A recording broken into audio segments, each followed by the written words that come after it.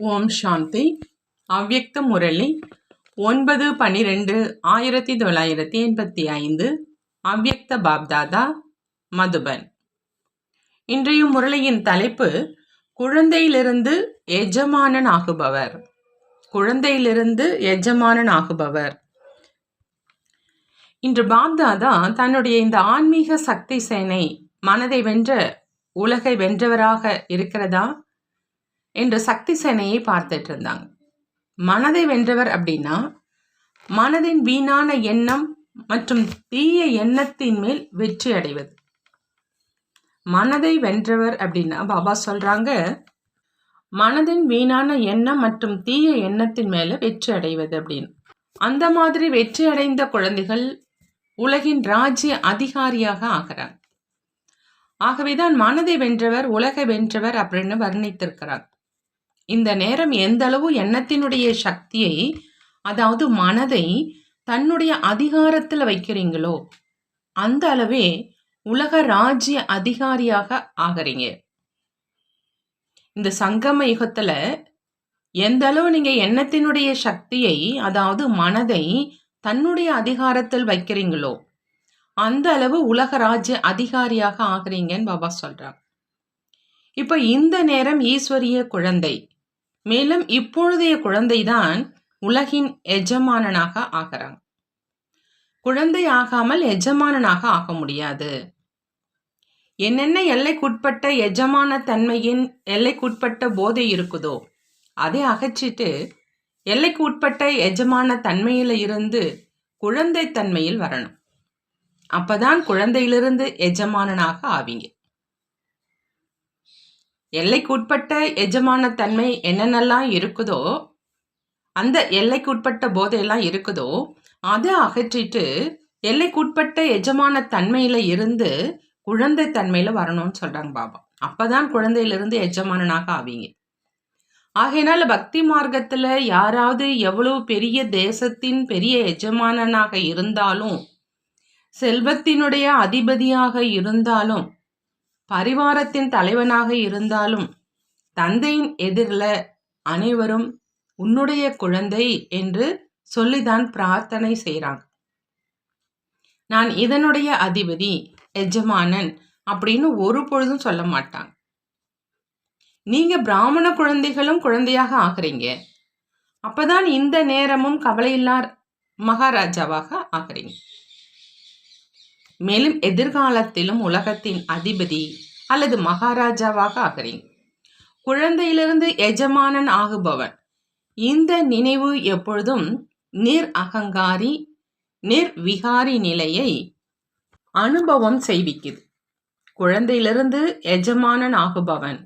இந்த நினைவு எப்பொழுதும் அகங்காரமற்ற மற்றும் விகாரங்களற்ற நிலையை அனுபவம் செய்விக்குதுன்னு பாபா சொல்றாங்க. குழந்தை ஆவது அப்படின்னா எல்லைக்கு உட்பட்ட வாழ்க்கையில பரிவர்த்தனை ஆவது. குழந்தை ஆவது அப்படின்னா பாபா சொல்றாங்க எல்லைக்கு உட்பட்ட வாழ்க்கையில பரிவர்த்தனை ஆவது. எப்பொழுதும் ஆகினீங்களோ அப்போ பிராமண தன்மையினுடைய வாழ்க்கையில மிகவும் எளிதான முதல் பாடமாக என்ன படிச்சீங்கன்னு பாபா கேட்குறாங்க. குழந்தைகள் பாபா அப்படின்னு சொன்னாங்க, தந்தை குழந்தைகளே அப்படின்னு சொன்னாங்க. இந்த ஒரு வார்த்தையினுடைய பாடம் ஞானம் நிறைந்தவராக ஆக்கிடுது.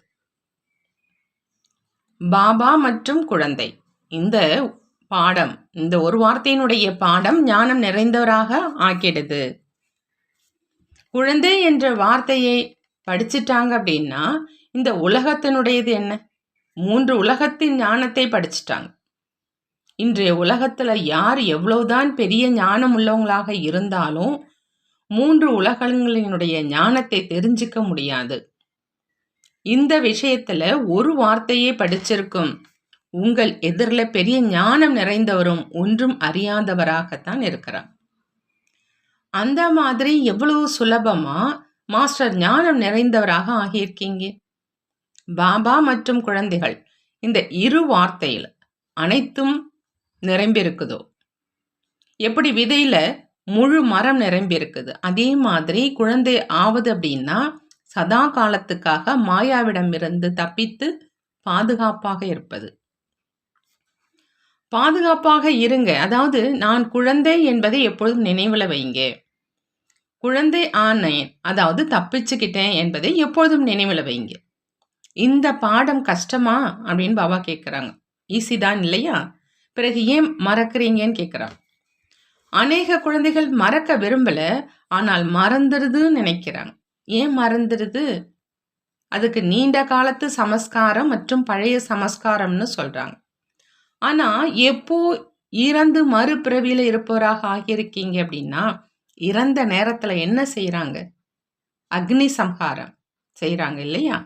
அந்த மாதிரி பழையதை சம்ஹாரம் செய்தீங்க. அப்போதான் புதிய ஜென்மம் எடுத்தீங்க. இப்போ சம்ஹாரம் செஞ்சிட்டீங்க அப்படின்னா பழைய சமஸ்காரம் எங்கிருந்து வந்தது? எப்படி உடலை சம்ஹாரம் செஞ்சிட்டாங்க அப்படின்னா பெயர் ரூபம் எல்லாமே அழிஞ்சிடுது இல்லையா? ஒருவேளை பெயரை சொன்னோம் என்றாலும் கூட இன்னார் இருந்தார் இப்பொழுது இல்லை என்றுதான் சொல்வோம்.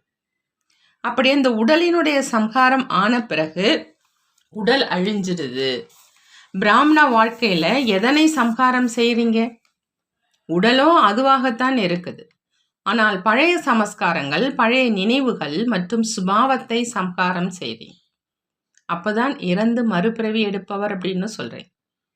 எப்பொழுது சம்ஹாரம் செஞ்சிட்டீங்க அப்படின்னா பழைய சம்ஹாரம் எங்கிருந்து வர முடியும்? ஒருவேளை சம்ஹாரம் செய்யப்பட்ட மனிதன் மீண்டும் உங்கள் எதிரில் வந்துட்டா அதை என்னன்னு சொல்வீங்க? பூதம் அப்படின்னு சொல்வீங்க இல்லையா? அந்த மாதிரி இந்த பழைய சம்ஹாரம் செய்யப்பட்ட சம்ஸ்காரங்களும் ஒருவேளை மீண்டும் எழுந்திருச்சு அப்படின்னா என்னன்னு சொல்லுவோம்?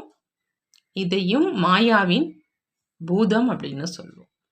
பொதுவாக பூதங்களை விரட்டி அடிப்பாங்க இல்லையா? அதை பற்றி பேசவும் மாட்டாங்க.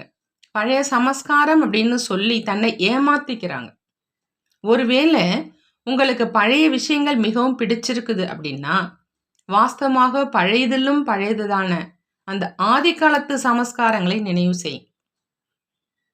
இது மத்திய காலத்து சமஸ்காரங்களாக இருந்துச்சு.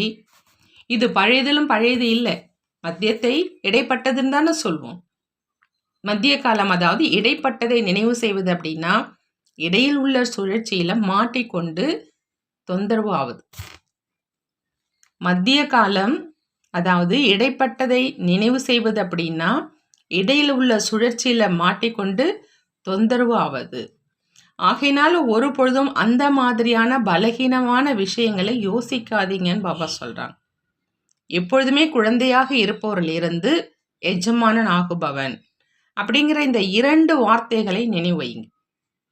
குழந்தை பருவம் தான் எஜமான தன்மையை இயல்பாகவே நினைவில் கொண்டு வரும். குழந்தையாக ஆக தெரியாதான்னு பாபா கேட்குறாங்க. குழந்தை ஆவது அப்படின்னா அனைத்து சுமைகள்ல இருந்தும் லேசாக ஆவது. குழந்தையாக ஆவது அப்படின்னா அனைத்து சுமையில இருந்தும் லேசாக ஆவது. சில நேரம் உன்னுடையது, சில நேரம் என்னுடையது என்பது கடினமாக ஆக்கிடுது. எப்போ ஏதாவது கடினத்தை அனுபவம் செய்யறீங்க அப்படின்னா இது உங்களுடைய வேலை, உங்களுக்குத்தான் தெரியும் அப்படின்னு சொல்றீங்க. மேலும் எப்போது சுலபமாக இருக்குது அப்படின்னா என்னுடையதுன்னு சொல்றீங்க. என்னுடையது என்பது முடிவடைவது என்றால் குழந்தையிலிருந்து எஜமானன் ஆவது. தந்தையோ ஒன்றும் இல்லாதவர் ஆகுன்னு சொல்றாங்க, பெகராகு அப்படின்னு சொல்றாங்க. இந்த உடல் என்ற வீடும் உன்னுடையது அல்ல, இது கடனில் கிடைச்சிருக்குது. ஈஸ்வரிய சேவை செய்வதற்காக மட்டும் பாபா உனக்கு கடனாக கொடுத்து உன்னை ட்ரஸ்டியாக ஆக்கியிருக்கிறார். பாபா சொல்றாங்க, இந்த உடல்ங்கிற வீடும் உன்னது கிடையாது, இது கடனா கிடைச்சிருக்குது. ஈஸ்வரிய சேவை செய்வதற்காக தான் இந்த பாபா கடனாக கொடுத்திருக்கிறாங்க. இந்த உடலை ட்ரஸ்டியாக ஆக்கியிருக்கிறாங்க. இது ஈஸ்வரனுடைய சொத்து. நீங்களும் அனைத்தும் உன்னுடையது என்று சொல்லி தந்தைக்கு கொடுத்துட்டீங்க. இந்த உறுதிமொழி செஞ்சிருக்கீங்க இல்லையா? அல்லது மறந்துட்டீங்களான்னு பாபா கேட்குறாங்க. உறுதிமொழி கொடுத்திருக்கீங்களா? அல்லது இது பாதி உன்னுடையது பாதி என்னுடையது அப்படி இருக்குதான்னு கேட்குறாங்க. ஒருவேளை உன்னுடையது என்று கூறியதை என்னுடையது அப்படின்னு புரிஞ்சு காரியத்தில் ஈடுபடுத்துறீங்கன்னா என்ன ஆகும்? அதன் மூலமா சுகம் கிடைக்குமா, வெற்றி கிடைக்குமா? ஆகையினால கடனாக கொடுக்கப்பட்ட சொத்து அப்படின்னு புரிந்து உன்னுடையது என்று புரிந்து நடந்து கொண்டாய் என்றால் குழந்தையாக இருப்பவரிலிருந்து எஜமானன் ஆகும் தன்மையில், குஷியில், போதையில் இயல்பாகவே இருப்பீங்க. புரிந்ததான் பாபா கேட்குறாங்க. இந்த பாடத்தை எப்பொழுதும் உறுதியாக வைங்க. பாடத்தை உறுதி செஞ்சீங்க இல்லையா? அல்லது உங்களுக்கு சென்ற பிறகு மறந்துடுவீங்களா? அதாவது உங்களுடைய இடத்துக்கு சென்றதுக்கு அப்புறம் மறந்துடுவீங்களான்னு பாபா கேட்குறாங்க. மறக்காதவராக ஆக சொல்றாங்க பாபா. நல்லது.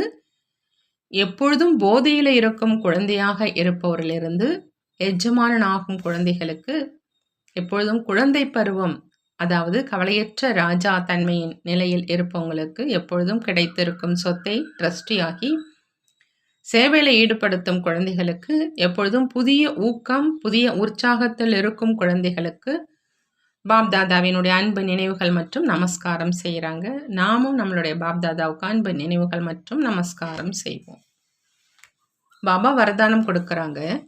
விசேஷம் என்ற வார்த்தையின் நினைவின் மூலம் சம்பூர்ணத்தினுடைய லட்சியத்தை அடையக்கூடிய சுயமாற்றம் செய்பவர் ஆகுக.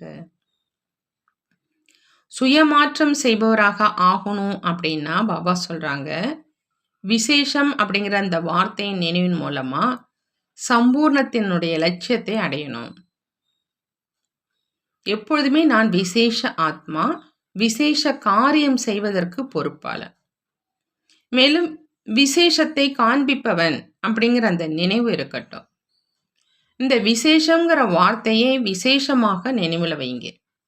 பேசுவதும் விசேஷம், பார்ப்பதும் விசேஷம், செய்வதும் விசேஷம், யோசிப்பதும் விசேஷம்.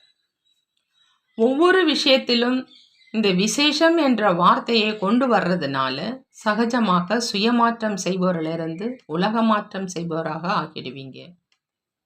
மேலும் சம்பூர்ண நிலையை அடைவதற்கான லட்சியம் என்ன இருக்குதோ அந்த லட்சியத்தையும் சுலபமாகவே அடைஞ்சிடுவீங்கன்னு பாபா சொல்றாங்க. பாபா சுலோகன்ல சொல்றாங்க, தடைகளை கண்டு பயப்படுவதற்கு பதிலா பரீட்சை என்று புரிந்து அதுல தேர்ச்சி அடையுங்க. தடைகளை கண்டு பயப்படுவதற்கு பதிலா பரீட்சைன்னு புரிந்து அதுல தேர்ச்சி அடையுங்கன்னு சொல்றாங்க பாபா. நல்லது. இந்த முரளியில பாபா மனதில் இருக்கக்கூடிய அந்த வீணான எண்ணம், தீய எண்ணத்தின் மேல வெற்றி அடைவது தான் மனதை வென்றவர் அப்படின்னு சொல்றாங்க. முரளியினுடைய தலைப்பு குழந்தையிலிருந்து எஜமானன் ஆகுபவர். அப்ப பாபா சொல்றாங்க, குழந்தை ஆவது அப்படின்னா எல்லைக்கு உட்பட்ட வாழ்க்கையில பரிவர்த்தனை ஆவது. அதாவது எப்பொழுதுமே நான் விசேஷ ஆத்மா, விசேஷ காரியம் செய்வதற்கு நான் பொறுப்பாளன், மேலும் அந்த விசேஷத்தை காண்பிப்பவன் அப்படிங்கிற அந்த நினைவு இருக்கணும். இந்த விசேஷங்கிற வார்த்தையே விசேஷமாக நினைவில் வைக்க சொல்றாங்க பாபா. அதாவது பேசுவது விசேஷமா இருக்கணும், பார்க்கறது விசேஷமா இருக்கணும், நீங்க செய்யக்கூடிய ஒவ்வொன்றும் விசேஷமாக இருக்கணும், யோசிப்பது கூட விசேஷமாக இருக்கணும். அப்படி ஒவ்வொரு விஷயத்திலும் இந்த விசேஷங்கிற அந்த வார்த்தையே கொண்டு வரணும். அப்போ சகஜமா சுய மாற்றம் செய்பவர்ல இருந்து உலக மாற்றம் செய்பவராக ஆயிடுவீங்கன்னு பாபா வரதானத்துல சொல்லியிருக்கிறாங்க. சம்பூர்ண நிலை அடைவதற்கான லட்சியம் என்ன இருக்குதோ அந்த லட்சியத்தை சுலபமாக அப்ப அடைஞ்சிருவீங்கன்னு பாபா சொல்றாங்க. என்னுடையது அப்படிங்கிறது முடிவடைவது, அதுதான் குழந்தையிலிருந்து எஜமானன் ஆகிறதுன்னு பாபா இந்த முரளியில சொல்றாங்க. பாபா மற்றும் குழந்தைகள் இந்த வார்த்தையில எல்லாமே நிரம்பி இருக்குது. இந்த வார்த்தையை படிச்சிருக்கும் உங்கள் எதிரில் பெரிய ஞானம் நிறைந்தவரும் ஒன்றும் அறியாதவர்னு பாபா இந்த முரளியில சொல்றாங்க. அப்போ நம்ம எவ்வளவு விசேஷமான பிராமண ஆத்மாக்கள், பிராமண குழந்தைகள்.